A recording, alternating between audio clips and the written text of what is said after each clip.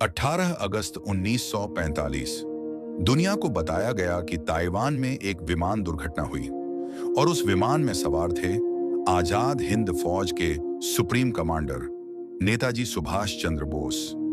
लेकिन ना कोई पक्की लाश मिली, ना कोई अंतिम दर्शन, ना कोई डीएनए रिपोर्ट। तो क्या सच में नेताजी उसी दिन शहीद हो गए थे, या फिर ये भारत के इतिहास की सबसे बड़ी साजिश थी? आज हम खोलेंगे उस रहस्य की परतें जो 80 साल बाद भी सवाल बनकर खड़ा। सुभाष चंद्र बोस, एक ऐसा नाम जिसने ब्रिटिश हुकूमत की नींद उड़ा दी थी। तुम मुझे खून दो, मैं तुम्हें आजादी दूंगा। ये सिर्फ एक नारा नहीं था, ये एक क्रांति थी। उन्होंने बनाई आजाद हिंद फौज, जापान और जर्मनी से समर्थन लिया, ब्रिटिश साम्राज्य को सीधी चुनौती दी। 1945 आते आते हालात बदल चुके थे। जापान हार चुका था और नेताजी को भारत लौटने का रास्ता चाहिए था। लेकिन तभी कहानी में आता है वो विमान हादसा। 18 अगस्त 1945 कहा गया कि नेताजी ताइवान के ताई होकू एयरपोर्ट से उड़ान भर रहे थे। उड़ान के कुछ ही मिनट बाद विमान में विस्फोट हुआ और नेताजी गंभीर रूप से घायल हो गए। जापानी अधिकारियों ने बयान दिया, नेताजी की अस्पताल में मृत्यु हो गई। उनका अंतिम संस्कार भी कर दिया गया और राख जापान के रेंकोजी मंदिर में रखी गई। लेकिन सवाल यह है, अगर सब इतना साफ था तो भारत सरकार ने दशकों तक फाइलें गुप्त क्यों रखी? और सबसे बड़ा सवाल, कोई स्वतंत्र पोस्टमार्टम रिपोर्ट क्यों नहीं? कुछ इतिहासकारों का मानना है नेताजी उस विमान में थे ही नहीं। कहा जाता है उन्हें गुप्त रूप से सोवियत रूस भेज दिया गया।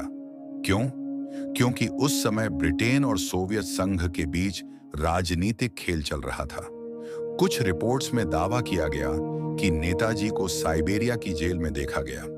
1999 में बनी मुखर्जी आयोग ने भी कहा, प्लेन क्रैश थ्योरी पूरी तरह साबित नहीं हुई, लेकिन सरकार ने उस रिपोर्ट को स्वीकार नहीं किया। तो क्या सच्चाई कहीं और छिपी थी? उत्तर प्रदेश के फैजाबाद में एक रहस्यमयी साधु रहते थे जिन्हें लोग कहते थे गुमनामी बाबा।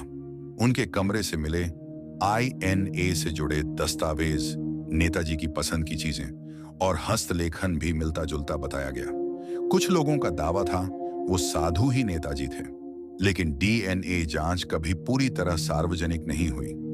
क्या वो सच में नेताजी थे, या फिर ये सिर्फ एक और रहस्य?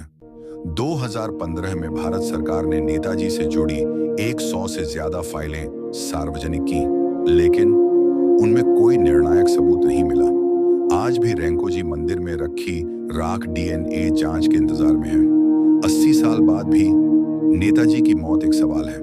प्लेन क्रैश, रशिया मिशन या गुमनामी बाबा?